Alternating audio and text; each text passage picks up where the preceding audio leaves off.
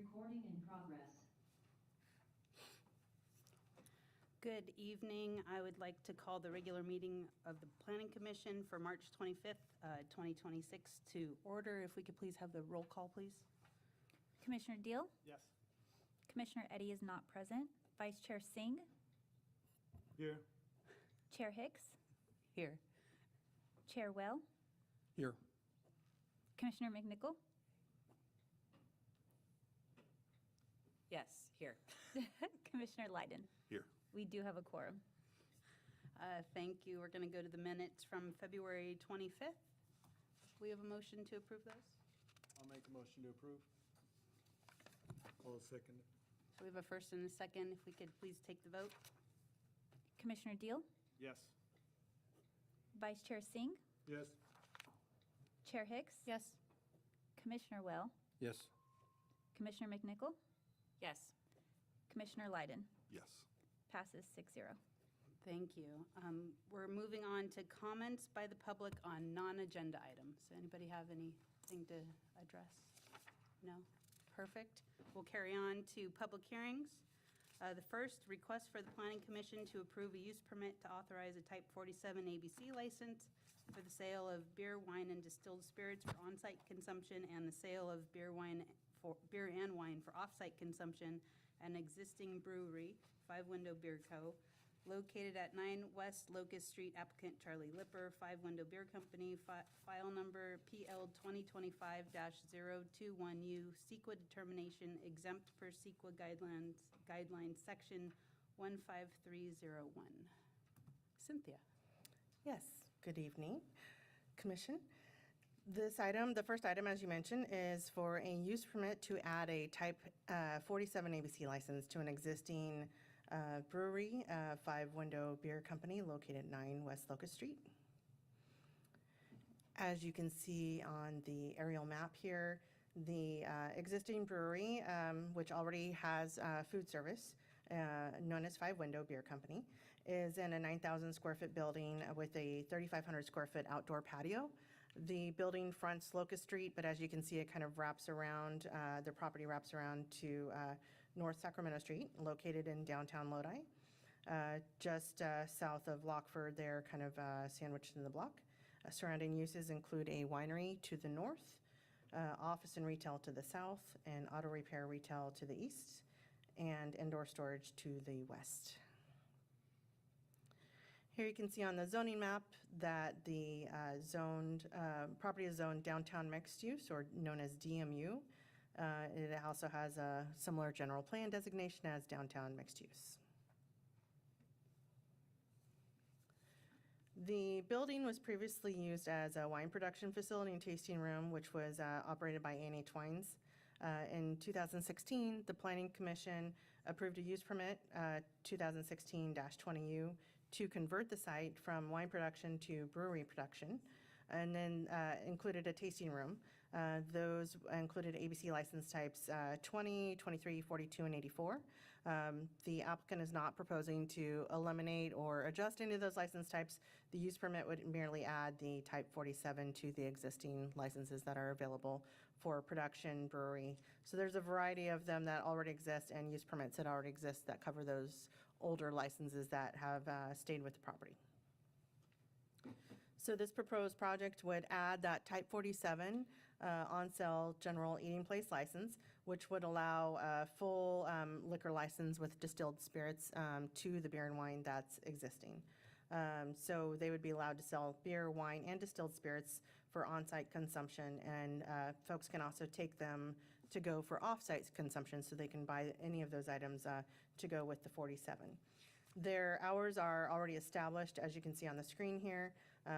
They're open later on Friday and Saturday nights until midnight, and close a little bit earlier the remaining days of the week, opening roughly around lunch or after lunch most of the week, or 10 a.m. on the weekend.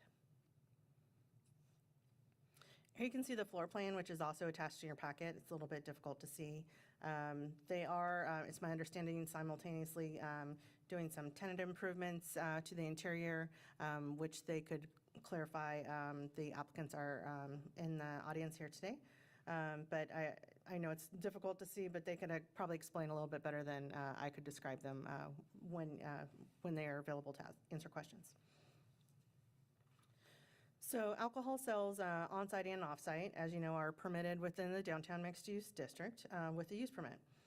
The proposed alcohol service with the existing brewery is compatible, of course, with surrounding restaurant uses. It has an existing tasting room and entertainment uses in the downtown mixed-use area. These are uses that we encourage, and we feel that with conditions, this additional Type 47 would be incidental to the mills and include controls for responsible service, outdoor operations, noise, and patron behavior, and those would be all covered by the conditions of approval. In Lodi, most of our city is covered by an overconcentration of ABC licenses. Therefore, we require a PCN or a public necessity or convenience finding. We feel that we can make that here because, especially in the downtown, we encourage projects such as these, which provide economic benefit that outweigh potential adverse impacts. And we feel that the project supports, enhances their existing business, which is an established brewery and has been in place for several years.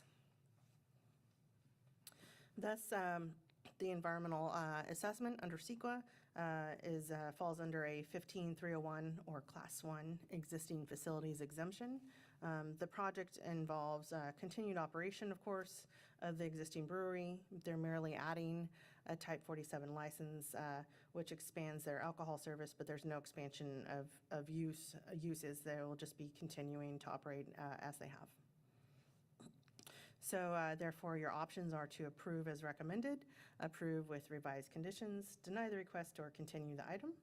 And before you have a motion, that concludes my presentation. I'm available for questions. We also have our city attorney on Zoom online if you have any questions of her. And the applicants are in the audience if you have any questions of them. Thank you. Thank you very much. Does anybody have any questions of staff? I just want to confirm that the tenant improvements are not in any way tied to the actual project application, correct? That's correct. Anybody? Gary? On Type 47, is there a percentage for food versus alcohol? What percentage is that? 55% food and 45%? It's incidental, so it's more than or less than type thing. So they are technically supposed to have more food than alcohol that they sell, but we don't have the capacity or resources. We don't monitor that. ABC, because their permits are a little bit different, their license is a little bit different through the state. ABC actually sometimes does monitor that in different businesses, but we, with the use permit, don't actually go out and look at sales receipts and that sort of thing. Thank you. Anybody else? Okay, with that, I will open the public portion of the hearing. If the applicant would like to come forward and state your name, and you can tell us maybe a little bit about why you're asking this, or I guess give us a little info on the tenant improvements too, if you. Yeah, not a problem. I'm Charlie Lippert. I'm the owner of Five Window Beer Company. Currently, we're about 9 years in business, and since we started, we were just a beer manufacturer, but we put in a small kitchen. Was started off with a wood-fired pizza oven, and since then it grew into, we're doing smash burgers, wings, fries, salads and different things, and bringing in different musical events and comedy shows. And we just feel like having a Type 47 will really elevate our space and bring in new opportunity and just bringing more people into the business in general. With our current expansion, it was mapped out on there, our current layout, but then we have the Boneyard, which is to the north of our current beer garden right now too. So we're going to increase our beer garden another 3,500 square feet with adding in bathrooms back there and more of a bar. So it'll be,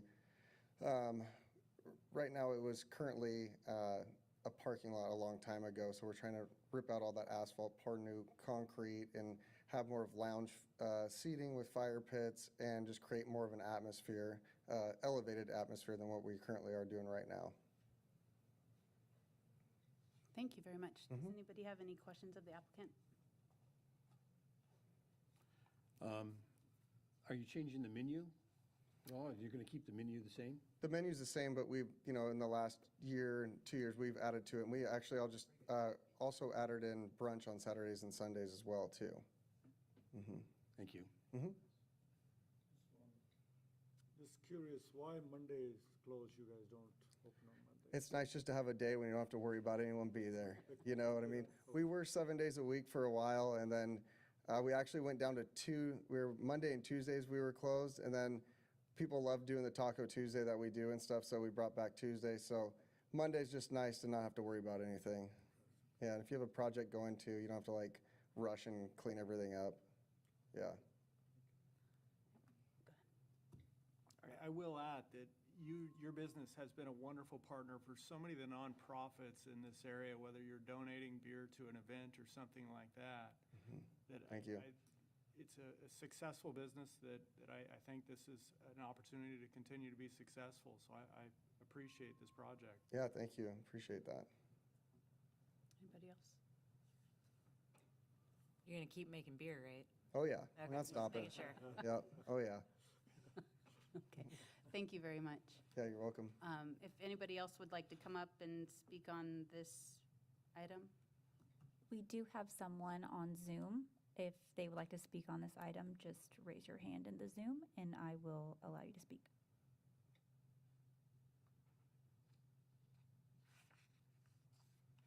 Okay, then we will close the public portion of this hearing, and we'll bring it back to the commission for a motion. I'll make the motion. I'll second. Oh, sorry.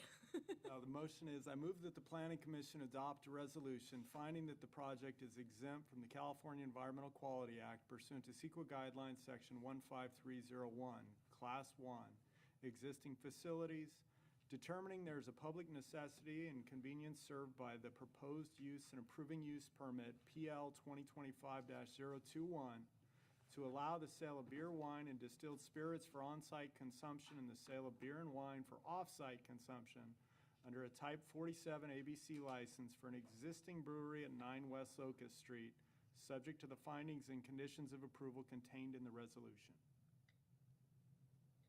That is what I will second. Wonderful. Could we please have the vote?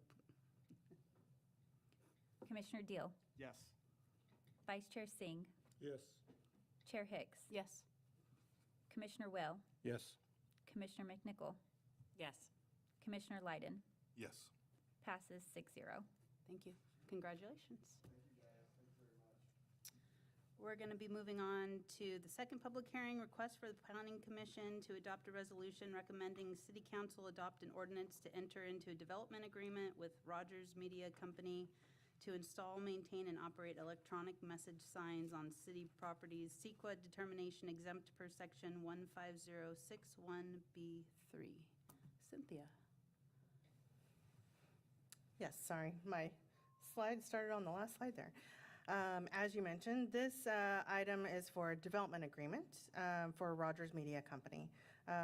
This is a return item that has since been amended and changed a little bit, as I will describe. So the background on it, which I think we discussed this when we brought it to you last year, in 2021, private entities approached the city asking to lease space or construct and operate electronic message boards on city-owned properties. At that time, there was no mechanism for enabling that, so the municipal code at the direction of council was amended in 2022.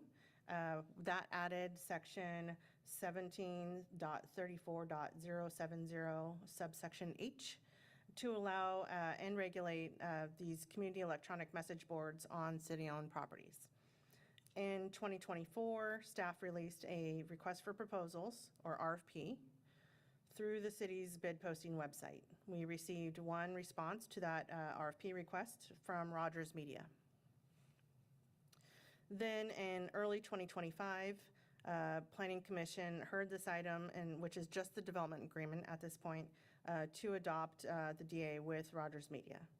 That DA was for installing and maintaining 2 electronic message signs at two different locations. One was a single-sided wall sign at the north corner of Hutchins and East Harney Lane, where Hutchins turns from West Lane into Hutchins in the south side of the city.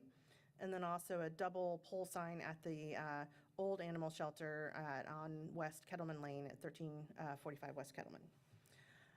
After that was approved by Planning Commission and was on its way to public hearing at City Council, it was flagged by our traffic engineer that they were concerned about the traffic signal at the intersection interfering or having some competition with the potential electronic sign, and they requested the applicant move the sign.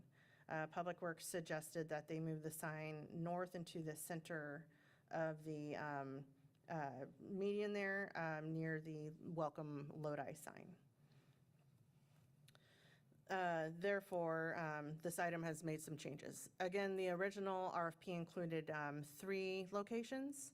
At the time that we brought the DA to Planning Commission last year, it included 2 locations, so we're adding back the 3rd location. So the municipal code, which was amended in 2022, does allow electronic message signs on city-owned properties. It requires that the city receive a portion of the ad revenue and also display time on those signs so that city can post information for, if there's concerts in the park or the Grape Festival or that sorts of thing. So if there's events, we can have a handful of ad turns that are agreed upon in the DA. And if there's an emergency situation such as an evacuation or information that needs to be pushed out to the public, we can pretty quickly contact Rogers Media to push that information out to their boards remotely. The approval would require the development agreement, which is before you today, which also will go to City Council for approval. And then also, after those are approved, they would come back to you again for a use permit and site plan architecture review, or SPARC, for an approval from SPARC also. So there's quite a bit of kind of steps here. The development agreement does address the operation and design of the sign, and we feel that it's been kind of really refined and revised over and over again. This, again, has been in process for several years, so I'm sure the applicant is here to happy that it's finally back again before you. So ultimately, the request is for the development agreement to be signed between the city and the applicant. Council will be required to hold a public hearing following review by Planning Commission, and they could accept, modify, or disapprove that proposal. On the right side, you see what may be submitted to SPARC, and use permit approval, an example of how the sign might look on the site where the old animal shelter is located on Kettleman. And as you can see, the sign's pretty small. I like to provide the analogy that it's about the size of a piece of plywood that you would buy at Home Depot. So these are not billboards per se. They're shorter, and they are smaller in size, meant to be more of a local rather than freeway-oriented type sign. So the development agreement states that Rogers Media would install, maintain, and operate 3 signs. These are 3 signs that were originally listed in the RFP. So these would be at the corner or near the intersection of Hutchins and Harney Lane. However, because of Public Works suggestions and working with electric utility, it would be shifted to the center median. The second location, as I showed you on the last slide, is proposed at the old animal shelter, or soon-to-be old animal shelter, at 1345 West Kettleman. And the third location, which they've added back in after extensive work going back and forth with Public Works and electric utility, is the southwest corner of Kettleman and Westgate Drive, over on the west side of sort of where Walmart is located. And that would be adjacent to proposed electric substation. The city would receive a portion of the advertising revenue and display time, as I mentioned, and access to the signs for public information and to get messages out, such as emergencies. After Executing the development agreement, again, they would go to Spark and Planning Commission again for a use permit, and then building permits, allowing them to finally install and operate the signs. If the signs were to interfere with any future development on city-owned property, they would be removed as stated in the development agreement. Here you can see the approximate locations of the 3 signs. On the left graphic, you can see that the intersection that was originally proposed, where our traffic engineer had concerns about the sign conflicting with the light signal there, has been shifted up to the median. So it will be near the pergola that's in the center there that has vines growing on it. The second or middle sign, middle here would be at the city's animal shelter on Kettleman, as you saw in that graphic I showed you. And then the right side here is the approximate location. I think the star is probably a little bit closer to the intersection than it would actually be. But this whole vacant parcel that you can see from the aerial here is a city-owned site that will be a power station and a water tank will be installed here. And it will have a very tall block wall around the entire area, so this sign will not be visible at all by the houses to the south, because they will have a block wall in between them and the sign.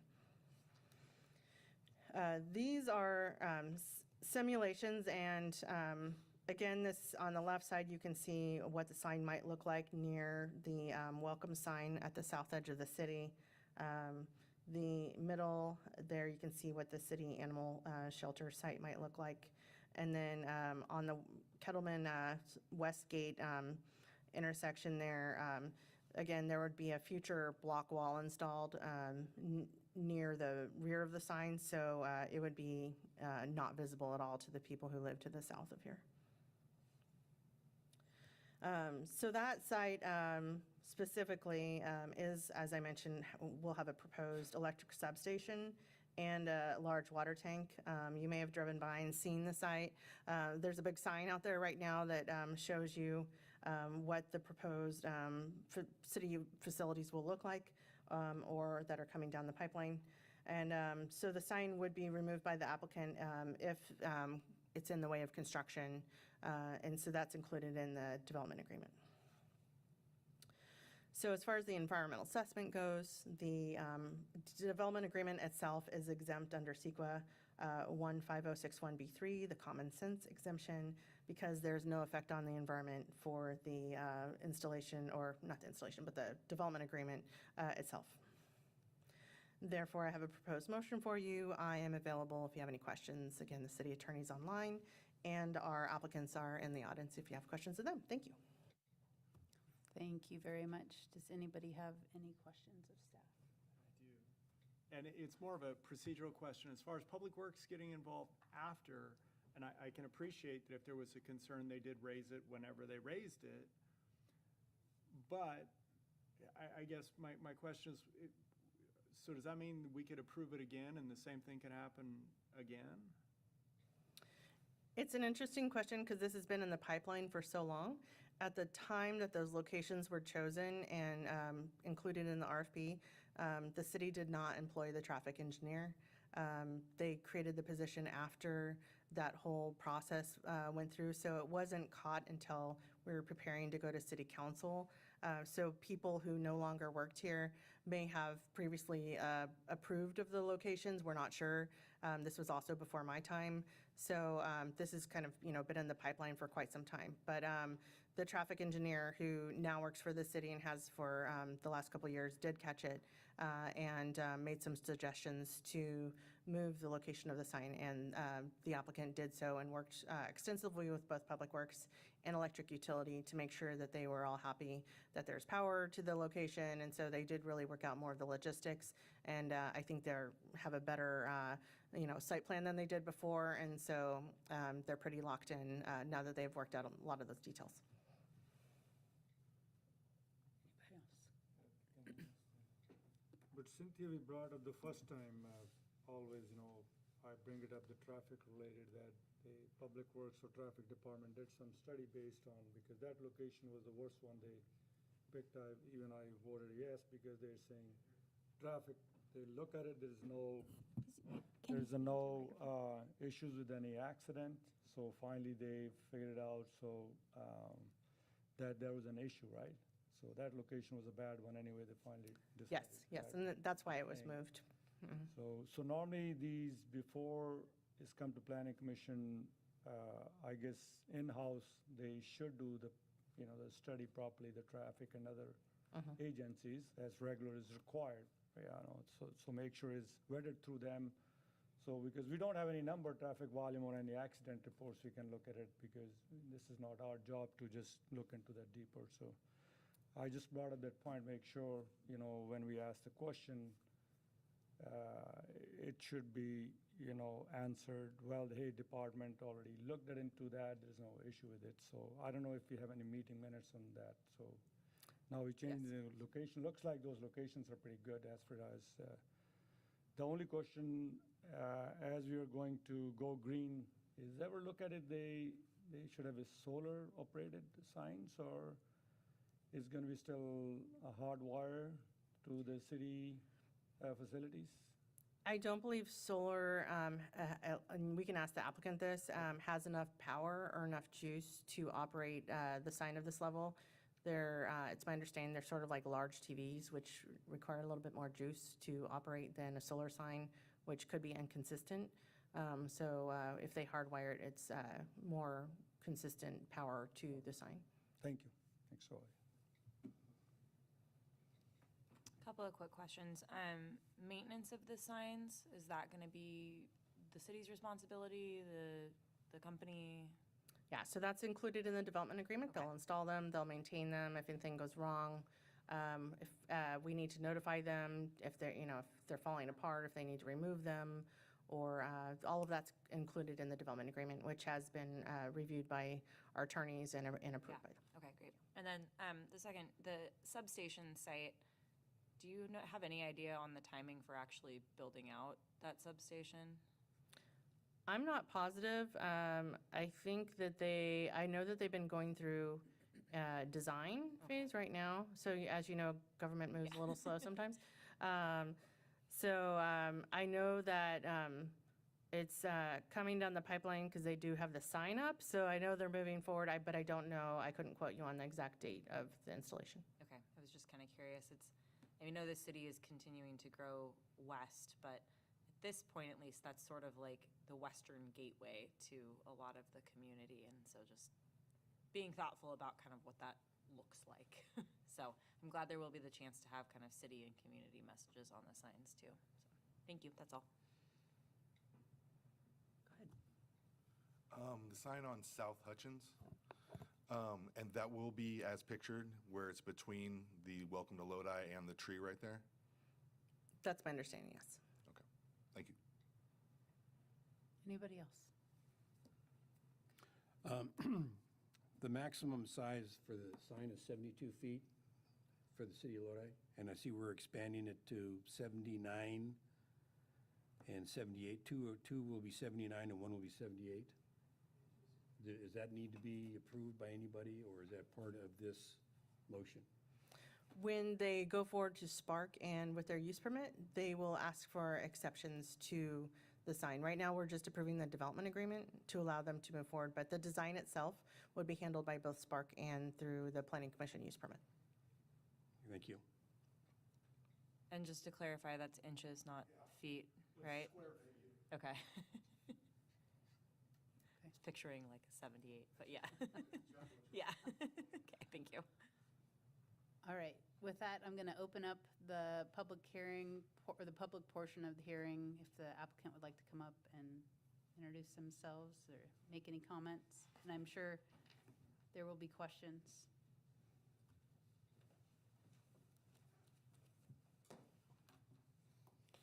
Hi, good evening.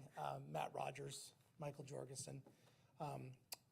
Glad to be here in probably the longest running sign project that we've ever had since, as I said, we raised this with the city in 2021, and here we are in 2026, still going at it. So I thought maybe I would just perhaps just address, each one of your concerns as you brought them up, because that might be the most efficient use of time. So, first of all, we've been in business for 25 years. We take great pride in the appearance of our signs, and we really are sort of very vigilant on maintenance. We operate in 30 municipalities in California. You're welcome to talk to any of those municipalities that we operate in to see what our operating record is, and I think you'll find it's pretty stellar.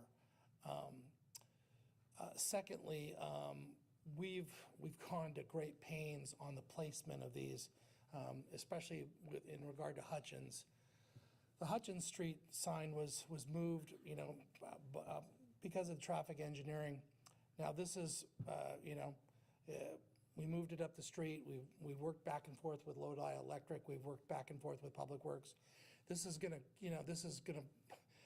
an increase in cost in our project, about $40,000 to $50,000 to move power underneath that street to get it there.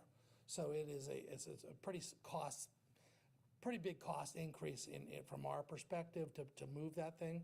But, we're happy to do it to keep the project moving forward. You asked about solar. It's really not practical. The amount of power that we need versus the amount for a solar array, I would have to build a 2-acre solar field to power all these signs. And to get power distributed there, it's just not efficient. And you would think, well, could I put a solar panel on the sign or anything else? It just doesn't have enough power. And it won't look aesthetically very good either. Yeah, and aesthetically, it's probably. Yeah, I'm curious, when we have used a lot of, I used to work with the state, Yeah. on the CMSs, those are like run 24 hours on the like big detours. I mean, they're, hey, there's a solar panel, they're running.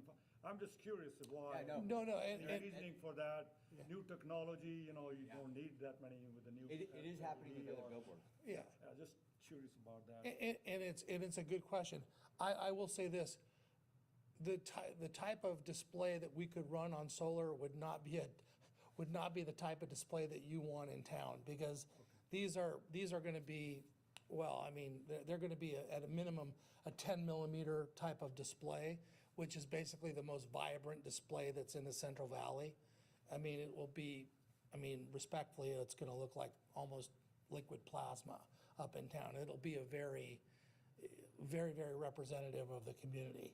So, anyway, Add to that, while we're discussing the. Sure. Technical stuff, so is those, how many, like they call panels per, diodes? based on the speed? Yeah, diodes. The driver can read it, that's the reason they have certain, like, hey, they're coming at 40 miles per hour, 25, if they, on the west gate probably you have, it's gonna be intersection, red light, they're gonna stop anyway. Right. But if they're going through that 50, 60 miles per hour, your sequence should be different, right? So you guys gonna have something in mind, how many panels or sequence you guys gonna run it, or? So I'll address that two ways. So Caltrans, which is, since Kettleman is a state highway, Highway 12. Correct. So Caltrans has a minimum for that. It's a 4-second freeze and a 1-second turn. So that is it is a Caltrans minimum. We will go to a greater length. We generally do an 8-second spot. We do 64 seconds times 8. So it's not, it's not a blaring type of message. 4 seconds we feel is pretty fast. Yeah. It's just too fast. So, yeah, that's a standard in the industry, by the way. It's 8 seconds is a pretty mean standard. But yeah, like I say, these things, they take a fair amount of power. So they're not your type of Caltrans sign that you see out there with the one color type of display that can run off solar. It's just they're just too advanced. So They're gonna look clearer than these pictures. yeah. Let's talk about the city's use, because I think somebody mentioned that. We're really committed to city messages, to charitable messages, but also to really committed to emergency messages and the unfortunate active shooter or, the weather event or whatever else, we can react really quickly, within minutes. We have a sign in Petaluma when they had fires over there. We had a fire message on in 90 seconds, to get people evacuated. So we take a lot of pride in that service that we're providing. Anyway, I mean, like I say, this is the longest running sign project in history at 5 years now, and we're pretty hunkered in to get this done. But I'm happy to answer any questions that I didn't address. For that same question to clarify, so once you have any signage needs to be done during emergency basis, like, some children got kidnapped or something. Yep.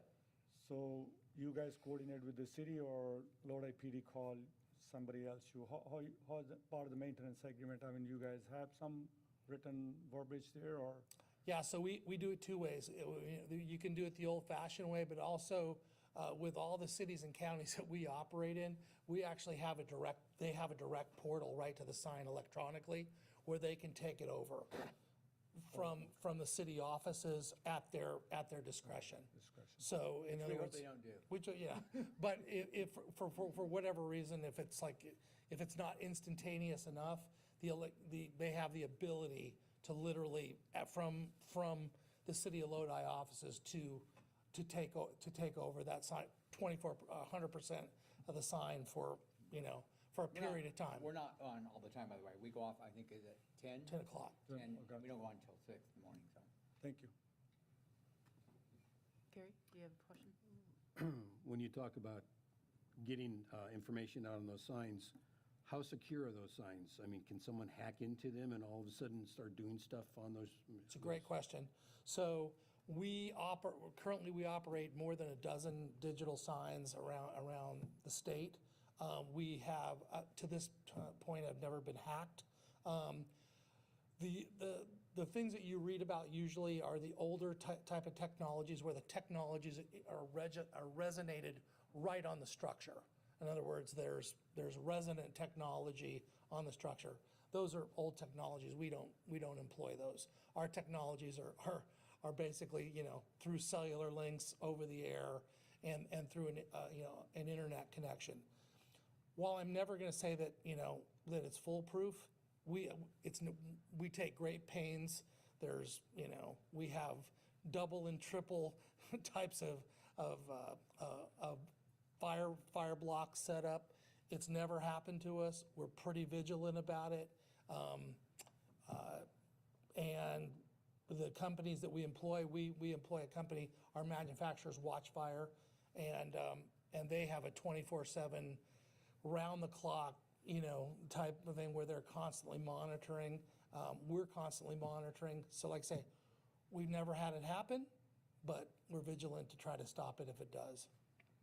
Then a clarification, what's a flag-mounted sign at the animal shelter versus a center-mounted pole sign at the Hutchins and Westgate?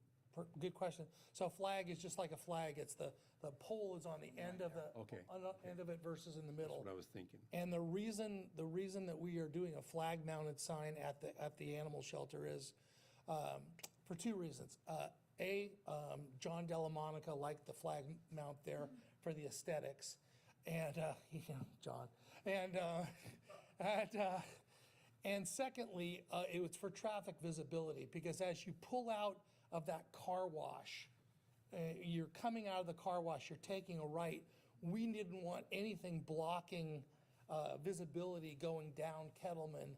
We wanted to be able to see underneath that sign so that it was clean visibility there. So that's the reasoning. And the signs are high enough so if someone is on the sidewalk, they won't hit it or anything like that? Because Yeah, it's so going to be on the inside of the sidewalk, right? Versus- Right. It is on. Yes, it is not over. It does not overhang public right of way Okay. on the sidewalk. Correct.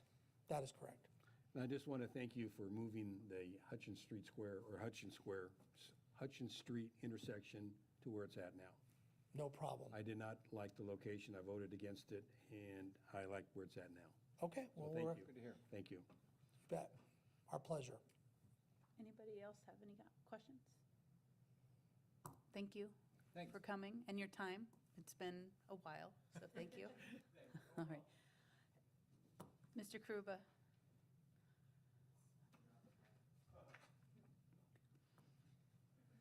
No, I'm Mike Karuba on 103 Applewood Drive. Do we still need to do that? I don't know. If you like, you can. You can? I wasn't at that meeting. I know the Costa family was, and again, Gary has commented, it seemed like not a great place, but there was some confusion at that meeting, I believe, that goes beyond the fact that you didn't have a traffic engineer give you the information that they gave you down the road, to Commissioner Deal's point, which is to say, at that meeting, it was indicated to you that when I think the Costa family brought up that intersection, and it's getting some growing pains, it's not at its ultimate. One day it'll get more lanes. I don't know if any of you, this predates you, but recently I was looking at the Harney Lane widening plan that we did years and years ago, back in 2012, I think. The intersection will expand. It handles a lot of traffic. It has homeless people there, as you know, unfortunately. And so I agree with Gary's comments and thank you to you both for moving that one. But also, it was said at the time that as the intersection, as you approach that intersection from the south, that wasn't a facility that we had control of, and that was not correct. And at the time, John, he wasn't alone in thinking that. I was the one who annexed that property, and just so you know, to be very clear, all 4 lanes going 1/4 mile south of Harney Lane has all been part of the city since 2012. Now, I have called the police a time or two because there's been a big rig down there and they're on the shoulder rather, and I always laugh because I know they're going to tell me it's not in the city and they're always been wrong. But it wasn't until after that meeting, when Mr. Costa and his family were here, again, I had a truck and it had been years, and I knew they were going to tell me it wasn't part of the city, and they patched me to the lieutenant. I had to get a LAFCO file. I finally said, let's fix this finally. So I brought the LAFCO file, everything down to the police department, and they recognized their mistake after 12 years or 13 years. Subsequent to that, the traffic engineer, now it seemed like it permeated through City Hall, and I think it's a lady, right? Yeah. Yeah, she's a very nice lady. And she said, we're sorry, and so they actually did a traffic study, and that allowed them then to reduce the speed. I don't know if any of you have noticed that. I wouldn't expect you to. Unfortunately, it went from 55 to 50. That's still a lot of speed coming to that intersection. But anyway, we're really happy that I'm here to say thank you to the applicant, and thank you to staff and working this out. I think one of the lessons I'm hearing is, if you spend 6 years doing anything, you got multiple city managers, you got planning people. We got to move faster for not just for the economic impact, but it's just how do you be efficient after 6 years? And I suspect that we're fortunate to have Mr. Jorgensen here, who, a local guy who's served on every board you can serve on. And if it wasn't for his patience and his tenacity, we probably wouldn't be here. So tonight, I think it's a good night for everyone, and I want to thank everyone. And that goes on behalf of the Costa family, who's not here. They're very happy with the results. So thank you, everybody. Thank you. Does anybody else like to make a comment? No? We do have one person online. If you would like to comment on this, please raise your virtual hand and I will allow you to speak. Yeah, that's good.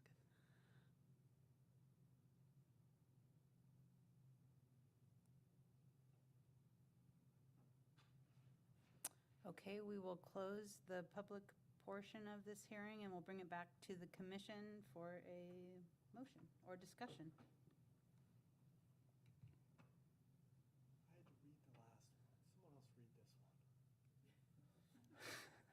Well, I'm just happy that they moved it from the intersection in. I'm just elated about that, but I'll make the motion.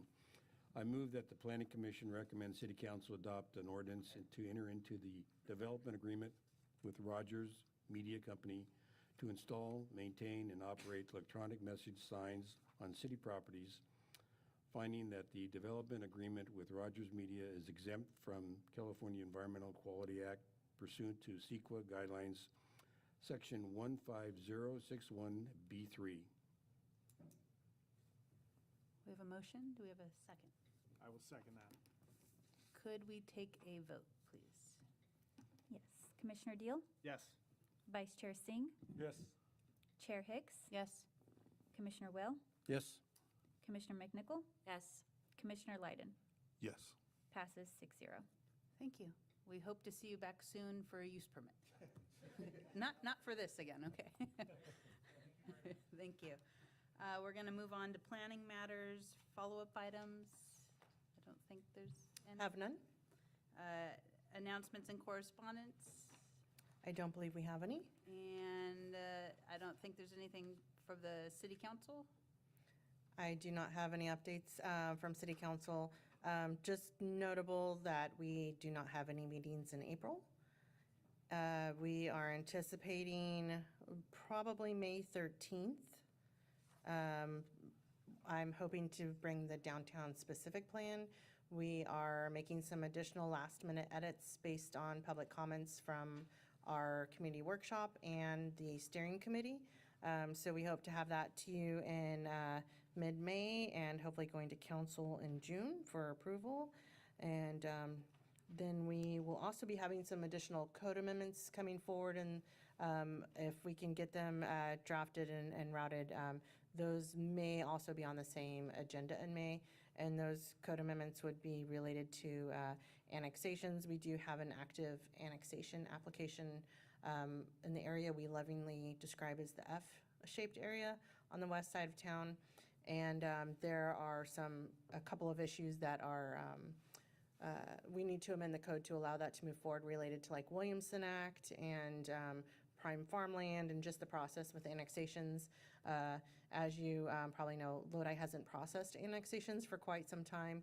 And so there's been some different thresholds that have been updated over the years since we've previously processed those. And I think these code amendments will help us streamline those applications and get them approved a little bit quicker. Thank you. I don't think there was a Spark meeting today. Well, I've got 3 of them. Oh, okay, well then you go for it. It's going to go back to December 10th. Oh. of 25. We haven't met for a while. Well, we met last month, but you weren't here, so.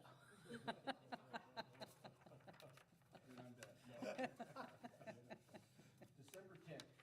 December 10th. We revised an apartment complex on Central Avenue and Tokay. It was affordable housing, and we changed it to market value housing. That was approved. So I don't know how that's moving along, but that was December 10th. On January 14th, we, the Spark Committee, approved the 44-unit senior townhouse project on Lodi Avenue and Fairmont. So that tore down the Sunset Theater, and which is now gone. And so that building will start soon. And then on March 11th, Spark looked at a 70-foot high, double-faced freeway, electronic sign on the car dealership. I think it's Jeep or Plymouth or Dodge. It's on Beckman Road. Is it Beckman Road? Yeah, Beckman Road, and there's going to be a sign there that's going to be on Highway 99. It's going to be in the lot, but visible from Highway 99, and that was approved. So Great. that's it. Great. Thank you. Comments by the planning commissioners and staff on non-agenda items. Anything? Go ahead. I'll just note that Commissioner Lyden and I got to go to the California Planning Commissioners Academy 2 weeks ago, I guess that was. And I appreciate the city for sending us. Thank you all for letting us be the 2 newest people so that we could go and attend that. Generally, I think some of my very, very, very high-level takeaways, as someone who hasn't been on the land use side of things much, but on some of the transportation and other side of things a lot, is that a lot of communities are dealing with the same issues that we are, particularly around housing. That was the largest focus from really what anyone had to talk about. And a lot of communities have a lot more issues that we don't deal with and that don't come across our desk. So, but it was great to be there and connect with some of the other folks from around the valley. In particular, San Joaquin County was really heavily represented. So enjoyed the time and found it highly educational. And so hopefully we are equipped to be better commissioners now. That's good. Glad you guys could make it. Yeah. Does anybody else have anything? No? Then I will adjourn the meeting. Thank you.